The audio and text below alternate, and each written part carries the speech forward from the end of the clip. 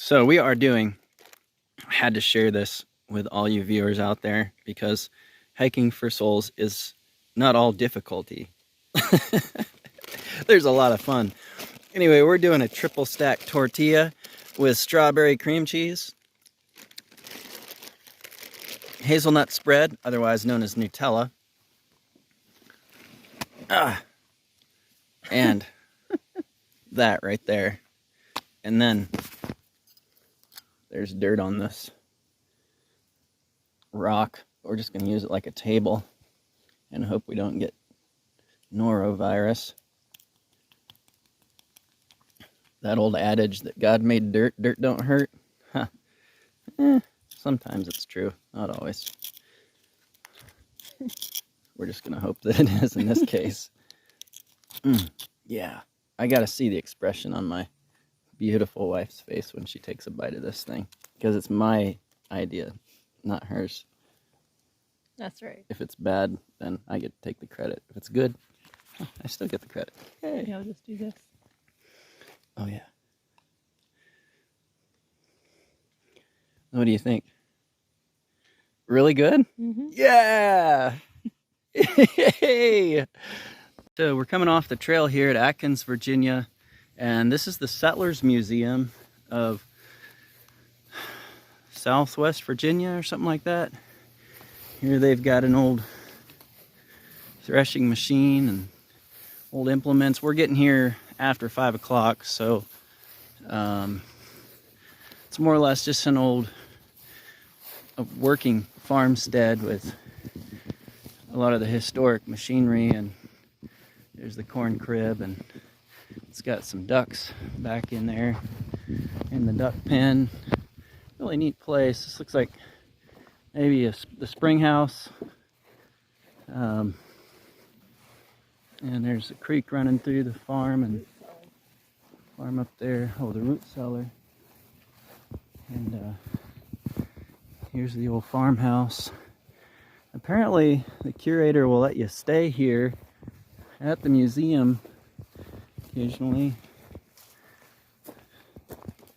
And up here you've got a little garden for the homestead. Oh, I just saw a gopher run underneath the house. There's the grain bin. And looks pretty neat. Apparently you can stay here as a hiker as well, but I just don't see anybody around. So we're probably going to move on. But anyway, yeah, just showing you what we're seeing. And what we're seeing is pretty neat here in Appalachia. We've heard that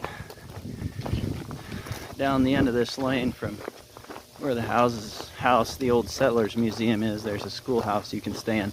And we just happen to be walking under some high tension power lines. And man, I have never heard, I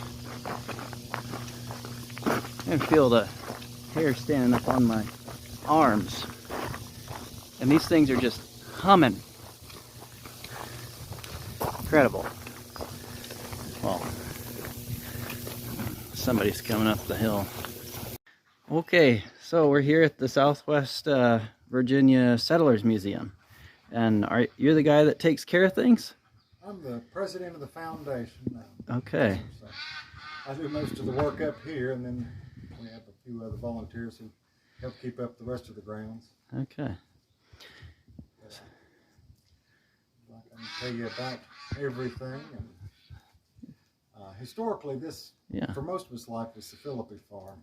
Okay. The log cabin, which goes from this side of the door to that side, was actually built by Davises in the 1820s. Okay. But the Philippis acquired the property in the mid-1830s and farmed it for their entire lives, and then their son after them, and then after that it passed through several folks. But the Philippis enlarged it to its present state in the mid-1890s. All the buildings on the property are original property and date to their time here, so everything's at least 100 years old or more. I see. Wow. Working toward getting it back as a fully functioning period farm. Okay. It's a lot of work. I've gathered in all working horse-drawn equipment. We're gonna hay Oh yeah. another 2 months. I got a 1906 International hay press up in the barn, horse-powered, Oh yeah. and of course all the other stuff. A hay tedder and Mm-hmm. picked up the other day. It's actually at the shop, having work done on it. Mm-hmm. And then next year we'll do all the gardening, and hopefully the following year we'll be able to get a crop in the big field. But I've got to pull a lot of stumps and do a Okay. little bit of work before Uh-huh. then. Okay. But, Okay. Well, you're welcome to come through the house. It's furnished pretty well period correct, with the exception of the cook stove. It's hard to find an 1890s cook stove that you really want to burn. So the one we have is from the 20s, somewhere in there. okay. And, we cook on it all the time. Okay. Make a good pan of biscuits. Or whatever. Okay. Yeah. Thank you. Oh, yeah. Mhm. It's been here since the 80s. I'm not sure Okay. where it came from. It was local. It used to be really up until the late 90s, there was still a fairly thriving industry of weaving in this area. There was Okay. an organization, Royal Copenhagen Industries, that kept all these little mountain looms operating. They sold it internationally, but it got to the point where, you spend plumbed in water. Okay. Kitchen. Nice. Let's see. That's amazing. How did they finish them? Were they finished? Yeah, it's some kind of old varnish. Oh, bedroom.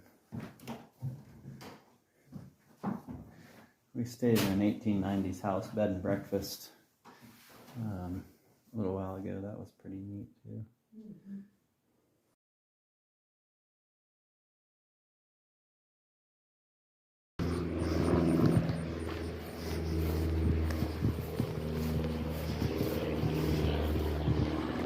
And this is the Lindemud School, 1894.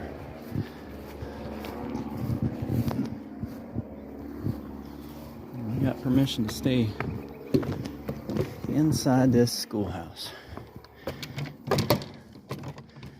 Oh.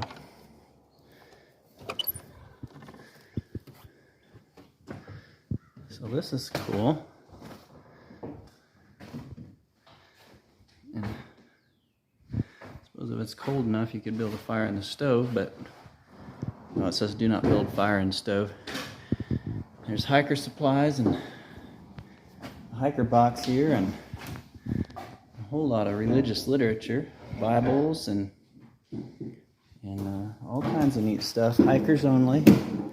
The hiker box with all kinds of food: coffee, tea, dill pickle, sunflower seeds, and your food. And you can, sure enough, you can